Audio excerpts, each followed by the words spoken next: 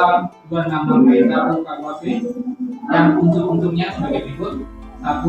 Unsur barang siapa. 2. Unsur menyuruh memasukkan keterangan palsu ke dalam suatu hak otentik. 3. Unsur dengan maksud untuk memakai atau menyuruh orang lain memakai data itu seolah keterangan sesuai dengan kebenaran. 4. Unsur jika pemakaiannya itu dapat menimbulkan kerugian. Tersebut majelis hakim akan mempertimbangkannya sebagai berikut. 1. Unsur barang siapa. Menimbang bahwa yang dimaksud barang siapa yaitu siapa saja yang dapat menjadi subjek hukum yang kepadanya dapat dipertanggungjawabkan segala perbuatan yang dilakukannya. Bahwa dalam perkara ini yang diajukan sebagai terdakwa adalah seorang laki-laki yang mengaku bernama Supriyanto bin Jukmin almarhum dengan segala identitas sesuai dengan surat dakwaan yang selama dalam persidangan bertingkah laku formal dan dapat menjawab dengan baik pertanyaan yang diajukan kepadanya. Kemudian, apakah terdakwa terbukti bersalah melakukan tindak pidana sebagaimana didakwakan oleh penuntut? Maka pembuktian unsur-unsur delik dari tindak pidana yang didakwakan kepadanya sebagaimana pertimbangan di bawah ini. 2. Unsur menyuruh memasukkan keterangan palsu ke dalam suatu akta otentik. Menimbang bahwa dalam ketentuan pasal 266 ayat 1 KUHP yang menjadi subjek atau pelaku yang menyuruh memasukkan keterangan palsu atau menyuruh. Kata menyuruh merupakan bagian yang sangat penting atau standar dari pasal 266 ayat 1 KUHP.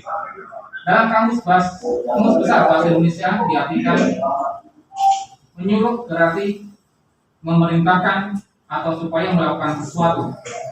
Dalam hal ini harus dipahami bahwa menyuruh adalah ada orang yang menyuruh, memerintahkan, dan ada orang yang disuruh atau yang diperintahkan. Memang kalau berdasarkan keterangan saksi dan keterangan yang apabila atau JIS adalah merupakan satuan pendidikan kerjasama atau SPK yang berkedudukan di Jalan Cendrawasih nomor 1 di 2 Maksimal Jakarta. Sebagaimana keputusan Menteri Pendidikan dan Kebudayaan RI nomor 291/C/LN/2014 tentang izin Satuan Pendidikan Bersama Penyelenggaraan SD Yogyakarta Independent School. Bahwa berdasarkan ketentuan Permendikbud nomor 31/2014 tentang kerjasama penyelenggaraan dan pengelolaan pendidikan oleh lembaga pendidikan asing dengan lembaga pendidikan di Indonesia, dalam ketentuan pasal 12 ayat 3 disebutkan bahwa kurikulum yang diberlakukan bagi peserta didik warga negara Indonesia wajib membuat mata pelajaran pendidikan agama oleh Boring Indro Sutipani sebagai sekolah sedang terdakwa bekerja sebagai bagian keuangan.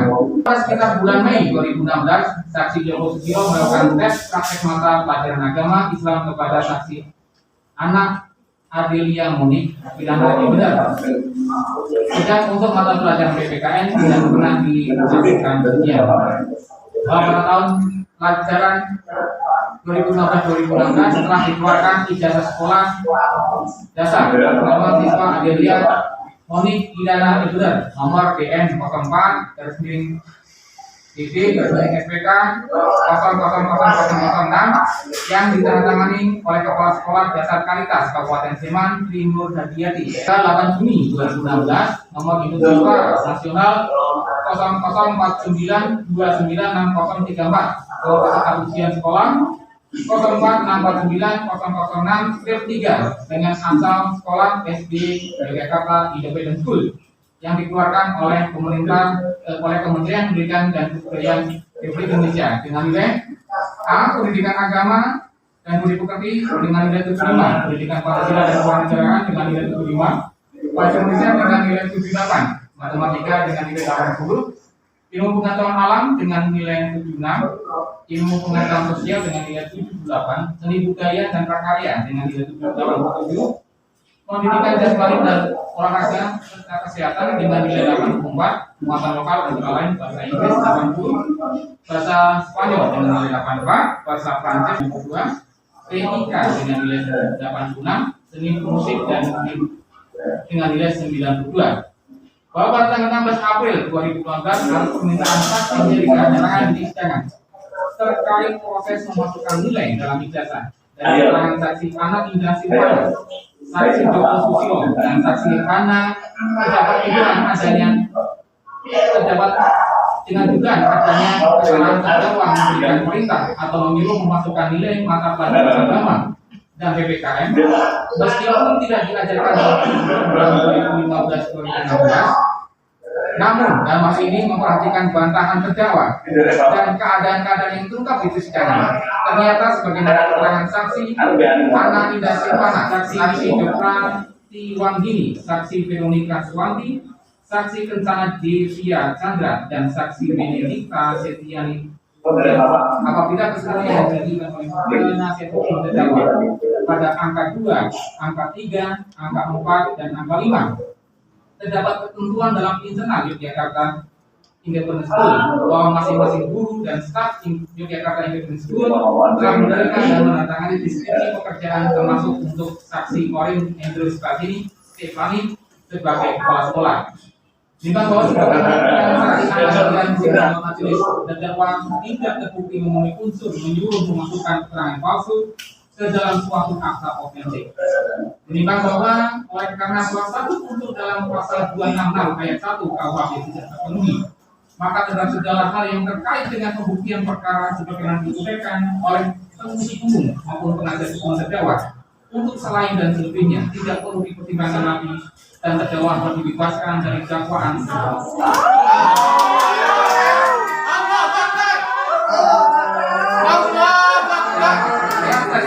KUHP tidak memiliki suatu hal yang terkait dengan pembuktian perkara sebagaimana disampaikan oleh penuntut umum maupun penasihat hukum terdakwa untuk selain dan tentunya tidak perlu dipertimbangkan lagi dan terdakwa harus dibebaskan dari dakwaan tersebut. Dibanding bahwa oleh karena terdakwa dibebaskan maka harus diberikan hak-hak terdakwa dalam kemampuan kedudukan hak-hak serta martabatnya. Dibanding bahwa oleh karena terdakwa tidak terbukti melakukan tindak pidana yang didakwakan kepadanya dan terdakwa berada dalam tahanan maka diperintahkan untuk dibebaskan dari tahanan segera setelah putusan ini diucapkan. Menimbang bahwa mengenai barang bukti bagaimana di atas berdasarkan keterangan saksi dan terdakwa dikenali milik saksi Erika Handriati, oleh karena terdakwa dinyatakan tidak terbukti kesalahan melakukan tindak pidana maka akan dikembalikan kepada yang berhak yaitu Erika Handriati. Menimbang bahwa oleh karena terdakwa dibebaskan maka biaya perkara dibebankan kepada negara. Memperhatikan ketentuan pasal 191 ayat 1 Undang-Undang Nomor 8 Tahun 81 tentang hukum acara pidana serta peraturan perundang-undangan lain bersangkutan dengan perkara ini mengadili menyatakan terdakwa Supriyanto bin Judmin almarhum tersebut di atas tidak terbukti serasa dan meyakinkan bersalah melakukan tindak pidana sebagaimana didakwakan dalam dakwaan tunggal penuntut umum tersebut. Membebaskan terdakwa oleh karena itu dari dakwaan penuntut umum tersebut. Memerintahkan terdakwa dibebaskan dari tahanan segera setelah putusan ini diucapkan. Memberikan hak-hak terdakwa dalam kemampuan kedudukan harkat serta martabatnya. Menetapkan barang bukti berupa 1 lembar ijazah sekolah dasar dengan nomor DN 04 DD SPK 000 tahun pelajaran 2015-2016 yang ditandatangani oleh Kepala Sekolah Dasar Karitas Kabupaten Sleman Tri Nur Hadiati. 1 surat keterangan hasil ujian sekolah madrasah sekolah dasar dengan nomor DN 04 DD SPK 0048633 tahun pelajaran 2015-2016 yang ditandatangani oleh Kepala Sekolah Dasar Karitas Kabupaten Sleman atas nama Tri Nur Hadiati SPD tanggal 8 Juni 2016. 4 rangkap progress report atas nama siswa Adelia Benar. 2 lembar 2 jadwal mata pelajaran sekolah grade 6 timetable. 1 lembar berita acara serah terima ijazah SD atas nama Karim Elger dari Karim Elger kepada Adelia Benar. Kemudian dikembalikan kepada saksi Erika Handriati dalam sidang penuntut tinggi Pengadilan Negeri Sleman pada hari Selasa tanggal 21 September 2021 oleh Adi Satria Nugroho Sarjana Hukum sebagai ketua sidang, Suparna Sarjana Hukum dan Oktaviani Kutumaningsih Sarjana Hukum Universitas Humaniora masing-masing sebagai ahli fakultas yang diucapkan dalam sidang terbuka umum pada hari Rabu tanggal 22 September 2021 oleh Hakim Ketua tersebut dengan didampingi oleh Hakim anggota yang sama dibantu oleh Titi Haryanti SH, Panitera Pengganti para Pengaduan Muslimat, serta dihadiri oleh Siti Nurhatianti SH, penuntut umum, dan terdakwa yang didampingi oleh penasihat hukumnya. Kalian kita silakan dulu kan ini akan selesai diceritakan. Iya.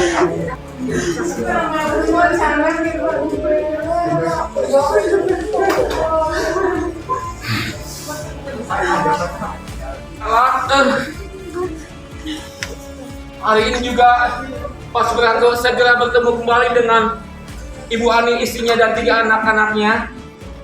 Hari ini kami bisa melihat bahwa hakim secara tegas dan jelas bisa melihat fakta-fakta persidangan dan menyatakan bahwa semua dakwaan sebuah tuntutan yang diajukan oleh jaksa penuntut umum itu tidak terbukti. Akhirnya apa yang kami sampaikan kepada pledoi bahwa kami tidak berharap ada lagi sekon kata di era milenial, itu sudah dikabulkan oleh majelis hakim Pak Suprianto dan keluarga dari Nisa yang paling dalam, paling kelam. Itu adalah hal yang paling indah buat keluarga Pak Supri pada hari ini. Ini menjadi suatu pelajaran buat kita bahwa sebetulnya masih nggak perlu sampai ke pengadilan. Kalau di Polsek Melati itu mereka melakukan konfrontasi antara saksi dengan saksi atau saksi dengan terdakwa. Ini adalah buah dari keteledoran, kecerobohan dari Polsek Melati dan diamini oleh jaksa penuntut umum. Jelas-jelas sekali bahwa di awal sampai akhir itu Pak Suprianto tidak punya kewenangan, tidak punya motivasi, dan yang lebih parah lagi bahwa apakah penyidik nggak bisa membaca bahwa ijazah itu sudah keluar pada bulan Juni 2016, sementara peristiwanya dibikin di Oktober 2016. Ya Allah, kami akan membuat surat ya kepada Kapolri untuk menindaklanjuti proses yang sangat gegabah sekali, dibuat di tahun berapa, 2018 ya, tapi kemudian ujuk-ujuk di tahun 2020 tiba-tiba dinaikin oleh polisi. Apa? Setelah di pengaduan Erika di Polda Yogyakarta dan Polres Sleman di SP3, hakim masih sudah melihat bahwa motif Erika ini tidak murni bela anak-anaknya karena motif ekonomi. Ya, tidak mungkin lah ya hanya bela anaknya, dia mau bikin 3 pengaduan, 3 gugatan ke PN Sleman. Akan ada upaya hukum selanjutnya terkait keteledoran itu?